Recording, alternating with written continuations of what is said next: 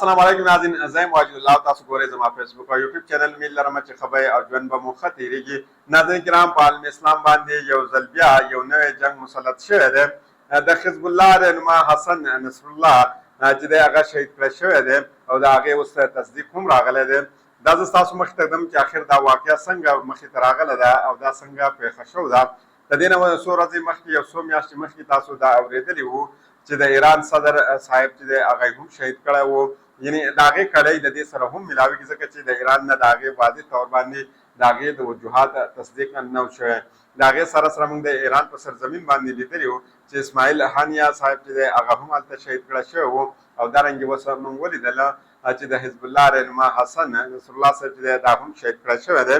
دا زه ستاسو مخې ته ږدم، خو د دې سره سره زه تاسو ته دا هم وایم چې په دې وخت کې خو یو طرف ته په عالم اسلام باندې یو جنګ مسلط شوی دی، خو د دې جنګ مسلط کېدو سره سره چې کومه دی اقوام متحده کې یو اجلاس راوښتی شوی دی او پای کې د دې عالم اسلام چې کومه رهنماګان دي هغه هلته خپل تقریرونه هم کوي.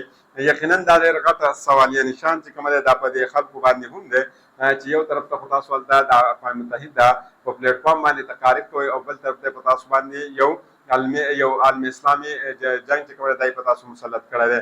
د دې سره سره درته دا هم وایم چې انټرنیشنل میډیا باندې دا خبر هم چلیږي چې د ایران سپریم لیډر چې کومه دی هغه هم نامعلوم مقام ته منتقل کړی دی. د دې په حوالې سره درته وایم چې آیا دی ولې نامعلوم مقام ته چې کومه دی منتقل کړی دی، په دې باندې هم خبره کوم. ویډیو نه اول راځو چې حسن چې کومه دی حسن نصرالله صاحب د دې شهادت تصدیق شوی دی او دا چا کړی دی. دا اول د ستاسو مخې ته ږدم. لبنان مزاحمتي تحریک حزب الله جنرال سیکرټري حسن نصرالله د شهادت تصدیق کړی شوی دی. تېر شوې ورځ کې اسرائیل لبناني دارالحکومت بیروت په جنوبي علاقه باندې چې کومه بمباري شوې وه او د هغې په حمله کې 2 کسان شهیدان شوي او ډېر کسان داسې دي چې هغه په دې کې متعدد کسان چې کومه دا زخمي شوي دي. تېر شوو 15 ورځو کې د اسرائیلي فوج د طرف نه په بیروت باندې دا ټولنه طاقتور بمباري شوې ده. جنوبي ټاون باندې اسرائیل بمبارۍ کې 4 عمارتونو ته نقصان رسېدلی دی. جزوي طور باندې هلته 4 عمارتونو ته نقصان رسېدلی دی. اسرائیلي فوج څه وخت مخکې بیروت باندې د حملې حزب الله سربراه حسن نصرالله د هلاکت دعوه کړې وه، خو اوس چې کومه دی د حزب الله سربراه حسن نصرالله د شهادت تصدیق کړی دی چې هغه شهید کړی شوی دی. حزب الله د طرف نه جاري بیان کې ویلی شوی دی چې حسن نصرالله صاحب دی هغه شهید کړی شوی دی. د حزب الله وینا وه چې اسرائیل به د اسرائیل خلاف به جنګ جاري ساتلی کېږي، غزه او فلسطین حمایت به کېږي، د لبنان د دفاع دپاره به دوی خپل جهاد جاري ساتي. د حزب الله د لبناني چینل المنار په حسن نصرالله د شهادت چې کومه دی اعلان کړی دی په دغه چې د لبنان په دې چینل باندې. اسرائیل د بیروت حملې کې د حزب الله سربراه لور چې کومه ده زینب نصرالله د شهادت دعوه هم کړله چې هغه په دې کې هم شهید کړی شوی ده. خو د دې نه مخکې راځم تاسو ته وایم چې دا حسن نصرالله څوک و، دوی په کوم ځای کې پیدا شوي وو او دوی په کم تنظیمونو کې حصه اخیستې ده. حسن نصرالله د خپل مشر عباس ملسوی د اسرائیلي ګنشپ هلیکاپټر د قتل نه بعد په 1992 کې صرف او صرف د 32 کالو په عمر کې د حزب الله سیکرټري جنرال چې کوم دی منتخب کړی شوی و. هغوی د عراق په ښار کې نجب کې 3 کاله سیاست او د قرآن مجید تعلیم حاصل کړی و. هغوی دلته ملاقات شوی د لبناني امل ملیشیا د رهنما سید عباس مسوي سره په 1988 کې هغوی د حسن نصرالله د عراق نه څه شوی بېدخلي شوه، یعنې د عراق نه هغوی ایستلي وو. د لبنان د خانه جنګۍ لپیټ نه راتلو نه بعد حسن نصرالله امل تحریک شمولیت اختیار کو. هغوی وادي بقا کې د امل ملیشیا د سیاسي نماینده چې کوم دی مقرر کړی شو. اسرائیلي فوج په 1982 کې په بیروت باندې د حملې نه بعد حسن نصرالله د امل نه جدا شو او د حزب الله کې دی شرکت وکړو. خو دوی چې کله په حزب الله کې شرکت وکړو د دې نه مخکې حزب الله نور هم چې مضبوط شو. حسن نصرالله په قیادت کې حزب الله اسرائیل یو اهم مخالف تنظیم په طور باندې مخې ته راغی. حسن نصرالله اصرار کاوه چې اسرائیل به د دوی بدستوري او حقیقي خطره ده د دوی دپاره. حماس په 9 اکتوبر باندې په اسرائیل باندې د حملې نه بعد حزب الله د لبنان اسرائیل سرحد سره تقریبا روزانه په حساب باندې اسرائیلي فوجانو سره جنګونه او شخړې کړې دي. حسن نصرالله نشانې جوړولو والا چې کوم مزایل دي د هغې په حوالې سره درته وایم. حسن نصرالله چې په کوم ځای کې شهید شوی دی دا د حزب الله هیډ کوارټر و او دا په ځمکه کې تقریبا 14 چاته یو بلډینګ جوړ شوی او په دې د پاسه یو رهایشي بلډینګ جوړ شوی و چې چاته اندازه نه وي چې په دې ځمکه کې لاندې 14 چاته بلډینګ هم شته. دا د حزب الله هډ کوارټر و او دوی راغلي دلته د خپل نورو چې کومه لیډران دي د هغوی سره د ملاقات لپاره او څرنګه چې کله دوی دغلته خپه په دې بلډینګ کې کېښوده نو په دغه وخت کې د اولني قدم سره په دغه ځای باندې څه وشوه، حمله وشوه او په هغه همدې چې کومه دا ویل کېږي چې د 80 نه 80 بمونه په دې باندې راغورځول دي او دا د جهاز په ذریعه باندې دا بمونه دلته راوړی شوي دي او ویل کېږي چې د دغه بمونو وزن چې کوم و د 15,000 پاونډ ټن نه والا تر 10,000 پاونډ ټنه پورې و. یعنې د دې څه نه تاسو اندازه لګولی شئ دا به څومره وزني و. دا قاسم په یو چت باندې یو بلډینګ باندې ور وغورځولی شي نو هغه بلډینګ ختمېدلی شي.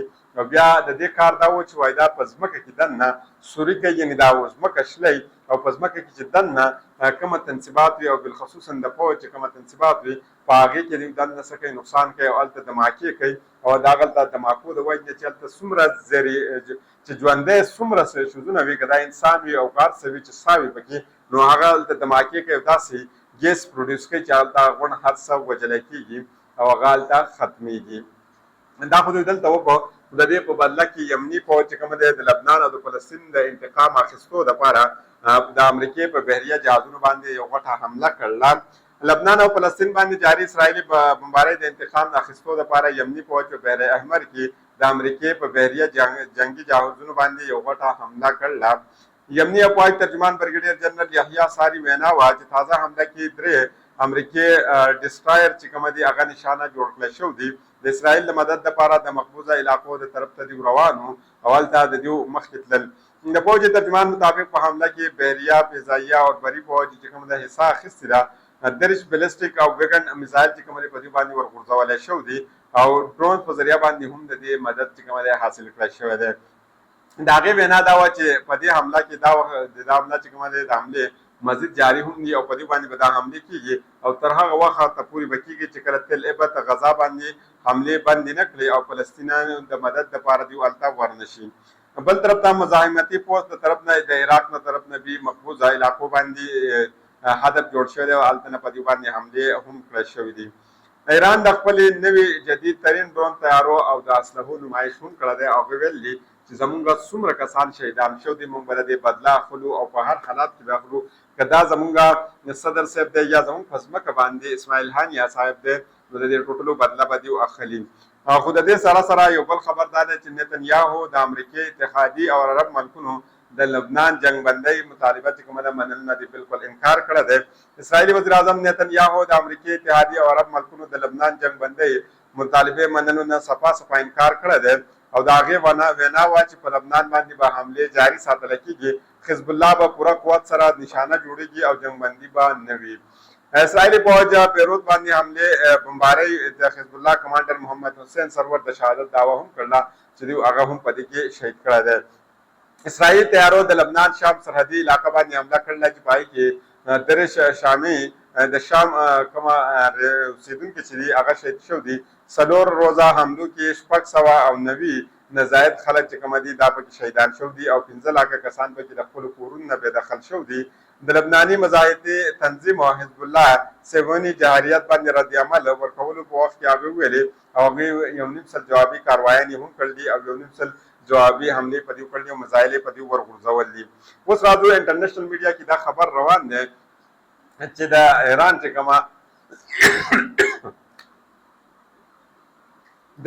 کومه سپریم لیډر دی هغه یې نامعلوم مقام ته رسولی دی او د هغې وجه دا ویل کېږي چې د ایران کومه انټلیجنس ایجنسیز دي هغې ویل دی چې دا ځل نمبر د چا نه د دوی د سپریم لیډر دی ځکه چې د دې نه مخکې چې کومه د هغوی صدر شهید کړی شوی نو د هغې هم د ایران میډیا د هغې ښکاره وجوهات نه ویلې چې د هغې وجه څه کېږي. بیا د هغوی په سرزمین باندې د اسماعیل هانیه چې څرنګې شهادت وشو نو یقینا د هغې نه بعد چې کومه دی دوی ته د انټلیجنس ادارو دا ویل دي چې دا ځل د دوی د سپریم لیډر په حوالې سره خبرونه را روان دي، د هغې په حوالې سره د دوی سره چې کوم دی معلومات راغلي دي.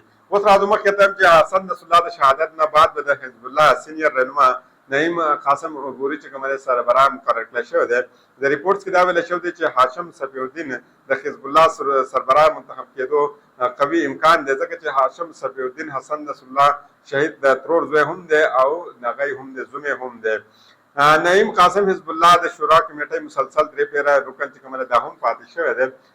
نو یقینا یو طرف ته خو په عالم اسلام باندې یو جنگ مسلط شوی دی او بل طرف ته موږ دا هم ګورو چې اقوام متحده اجلاس راغواړي او پای کې زموږ شهباز شریف صاحب پسان شان ته کسان تقاریر کوي. نو یقینا ګورو دې په حواله سره چې څومره زموږ سره انفارمیشن وي اساس مختګو د بل ویډیو پورې ماته اجازه راکړئ. د الله په امان.